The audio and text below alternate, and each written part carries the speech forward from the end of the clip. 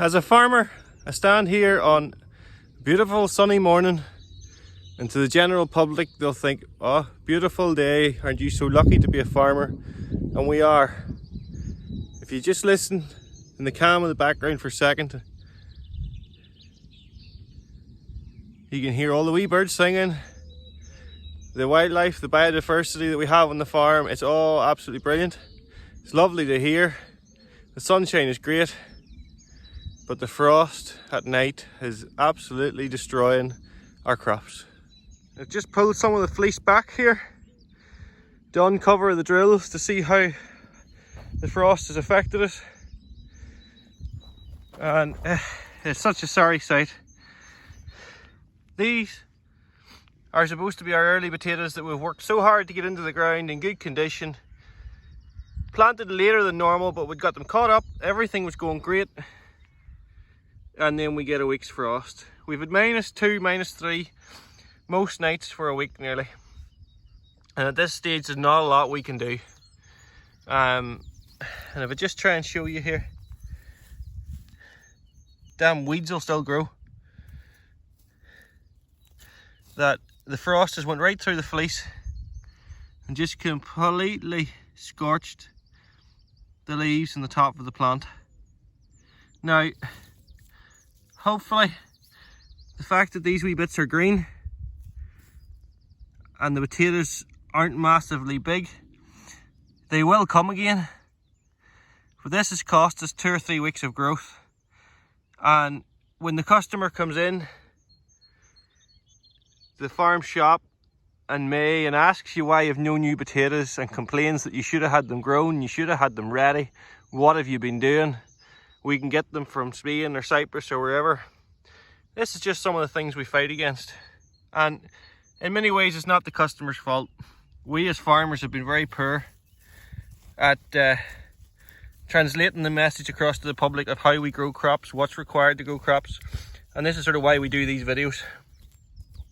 So if you have any comments on these, or you want any information, please leave a comment in the box, and I'll try to reply or try to provide any more information you may want. So when we dig down there and we see that these shoots are still green and firm and living, the leaves will recover, and hopefully at the moment we still will have a crop of potatoes. But if these potatoes get up to twice that sort of size, a nice canopy, and we get a frost, it will kill them, and that will be it. And that's why we've seen us out many a year before with the water. But at this stage, and they're under the fleece, there's not a lot we can really do. We're at the mercy of the weather elements.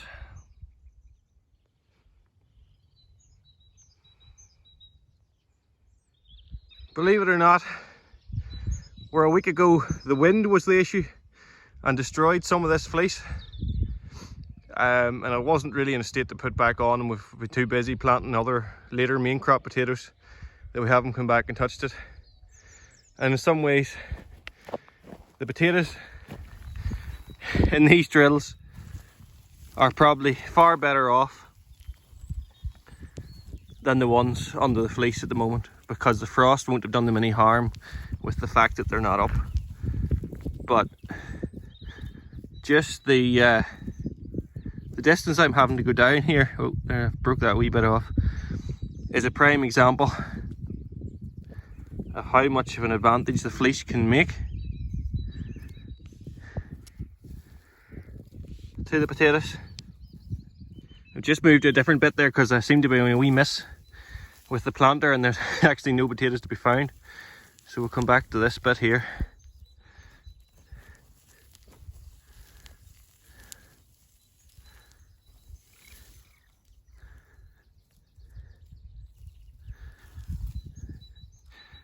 Now, some people want to know why we use herbicide. Just look at all those wee weed seeds growing. If we let them all come up, they would choke the potatoes out. It would be absolutely no use either.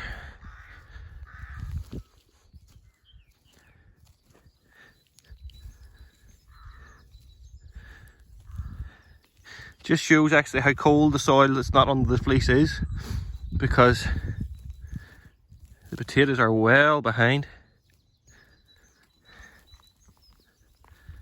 I'm actually quite shocked at just how far behind they are. Just behind a bit.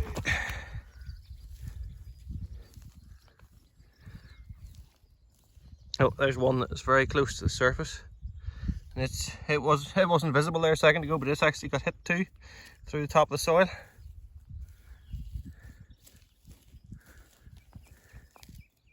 There's the other one there.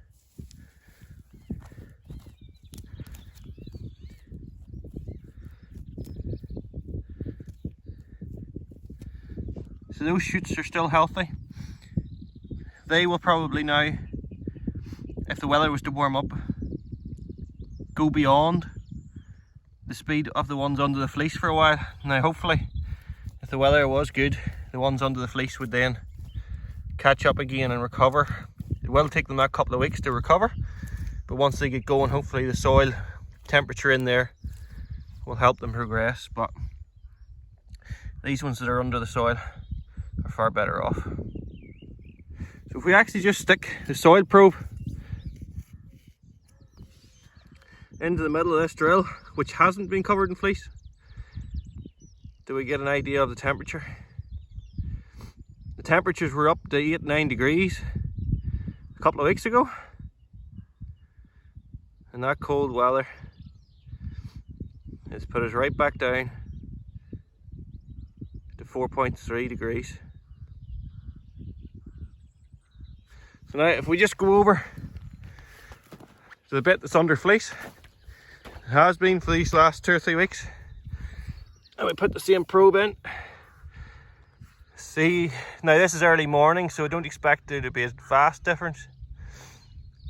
I'd like to come back again this afternoon and see in the middle of the day if there's much difference. But it is starting to tail off there.